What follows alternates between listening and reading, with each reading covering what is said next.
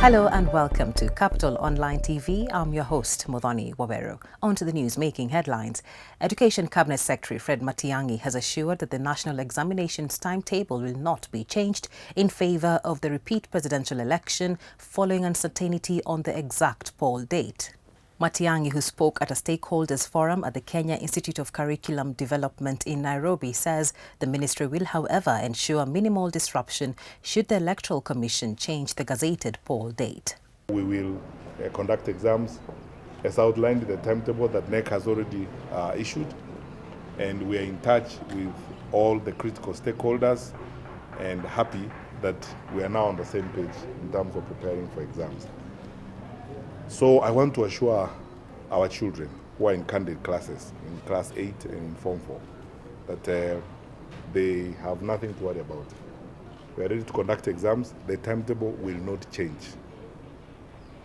I need to emphasize that. The examination timetable will not change. Kenya National Union of Teachers Secretary General Wilson Sossion, who also spoke at the meeting, is also opposed to any alteration of the education calendar. Examinations and school programs should not be politicized. Absolutely. For any nation, children come first.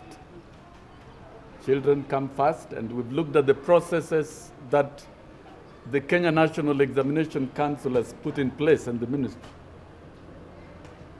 so that examinations can be conducted, and we are absolutely satisfied. Confusion continued to rock the National Super Alliance over the naming of leaders to top house posts after ODM chairman, Coalition CEO Norman Magaya refuted a declaration by Suba South MP John Mbadi claiming he is the National Assembly minority leader. In his remarks during the opening ceremony of a week-long induction workshop for MPs, Mbadi, who is also the ODM national chairman, said he learnt of the appointment this morning. But I want to thank my coalition, the parliamentary group of my coalition as well, for the great honor that has been accorded by naming me as the leader of minority in the 12th parliament. My deputy will be Ayub Savula, according to the information I have, which has been officially communicated to the Speaker of the National Assembly. Our whip will be Robert Mbui, and his deputy will be Chris Wamalwa. When it comes to, there are certain functions and responsibilities that will be cross-cutting, that now we will ignore the issues of majority and minority and come together and work as a house.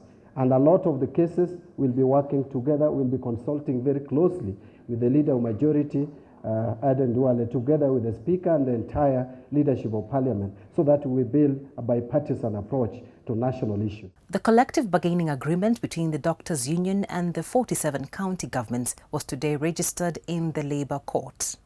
Kenya Medical Practitioners, Pharmacists and Dentists Union Secretary General Ouma Oluga described the registration of the agreement signed on June 30th as monumental and a move in the right direction. It's a journey that has had, a lot of joys and a lot of pain and a lot of suffering, struggles, Sometimes we've been triumphant, sometimes there's been a lot of darkness.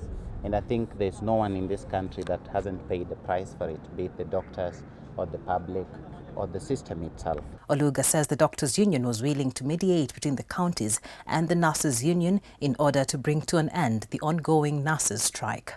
We want to urge the same people that we sat down with painfully to go through the same process, to give the nurses their collective bargaining agreement, to give the clinical officers their collective bargaining agreement, and then all of us as the health sector, can embark on just one journey to make sure that the people who need health services in this country, whether it is in the private or in the public hospital, do actually get those health services. And finally, a health crisis is looming in the country following the strike of clinical officers joining nurses who downed their tools some 3 months ago. Kenya Union of Clinical Officers chairperson Peterson Washira says they want the Salary and Remuneration Commission to review last year's report that rated them as unskilled officials. The Union Secretary General Gibore Maroa says they will not resume work until SRC group them as highly skilled professionals, which means the lowest grouped officer will be in C3 from B3. In job group B3, he says the lowest clinical officers earn 16,000 shillings, which they lament cannot cater for basic services, more so now that the cost of living continues to escalate. So we want to say that without meeting our demand, that first, we be banded as professional, and two, we be actually grouped as highly skilled professional. Not even just skilled, it is highly skilled for the service that we offer. And we want to say that any job evaluation must actually be based on the services that we offer. And as clinical officer, we say until these issues are corrected, we will ask SRSRM to offer their skilled personnel to offer services in the public health facility, and we want to say that until such a time we are regarded as we are defined in our Act of Parliament, we will not go back to work. For these and other stories, log on to www.capitalfm.co.ke/TV. I've been your host, Muthoni Wawero.